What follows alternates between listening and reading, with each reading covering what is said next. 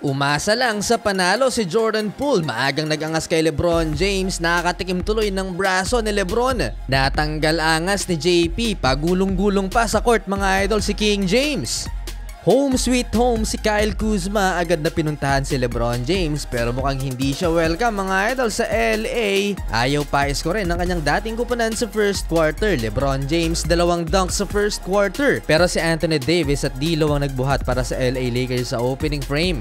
Natapos ang first quarter lamang ang Washington Wizards 34-31 dahil kay Jordan Poole na nagtala ng 8 points off the bench. To start the second quarter, patuloy ang pagdomina ni Jordan Poole kaya hindi rin magawa-gawang maitabla ng Lakers ang laban. LeBron James naman napa-take over at nagkasunod-sunod ang field goals ni King James. Less than 30 points na lang at magtatala na si LeBron James ng panibagong NBA record na hindi pa nagagawa sa kasaysayan ng liga. Nag-e-enjoy lang itong si LBJ, pagulong-gulong pa sa sahig mga idol.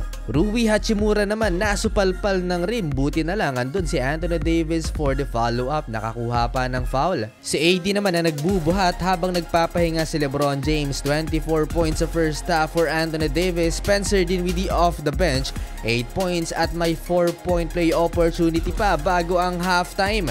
Natapos ang first 2 quarters lamang ng isa ang LA Lakers 70-69. 15 points for LeBron James habang sa Washington Wizards 20 points naman si JP. Third quarter LeBron James in transition, napakahirap na layup mga idol, bumagsak pa si LBJ, pasok yan. At etong slam dunk ni Anthony Davis mula sa bounce pass ni LBJ. Dikit lang ang laban, Anthony Davis with the block, ni-reverse pa sana ng player na to pero inabot pa rin ni AD at na-save ang bola. Eto naman si Jordan Poole, may paangas after maipasok ang mid-range jumper niya, tumingin pa kay LeBron James. Pinagbubutuloy ng mga fans itong si JP nang nasa free throw line siya. To play here in the third. Dikit lang ang naging laban lamang ng 4 points ang LA Lakers heading into fourth quarter 99-95. Nakakatikim rin ng tulak itong si Jordan Poole kay LBJ. Pero in fairness dito kay JP, nabubuhat niya ang Washington Wizards, reverse layup laban kay Jackson Hayes. For 25 points, LeBron James in traffic, layup, 15 points na lang, 40k career points na. Lamang na sana ng 8 points ang LA Lakers pero eto nag-mini run na naman ang Washington Wizards, tabla sa 118. Hindi naman natawagan ng offensive foul ang play na to ni LeBron James na kahit yung Lakers commentators nagtaka sa no-call play. That was an offensive foul. After mangyari yan, nagtala naman ng back-to-back points si Kyle Kuzma kaya lumamang ang Washington Wizards 123-120. Nakalamang ulit ng isa ang Lakers 124-123 nang pumakawala naman ng step back 3-pointer si Jordan Poole, lamang ulit ang Washington Wizards. Hype na si JP, akala panalo na, naitabla pa ni Reeves ang laban sa 126 at umabot ng overtime.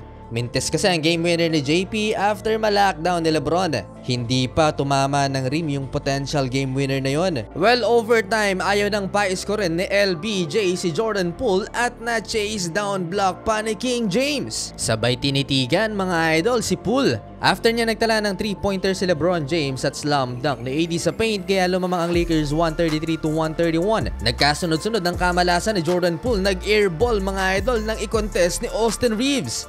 Well, nagmintes ang potential game-tying 3-pointer ni Kyle Kuzma kaya sole panalo ang Lakers sa likod ng 40 points ni AD, 31 points, 9 assists ni LeBron James.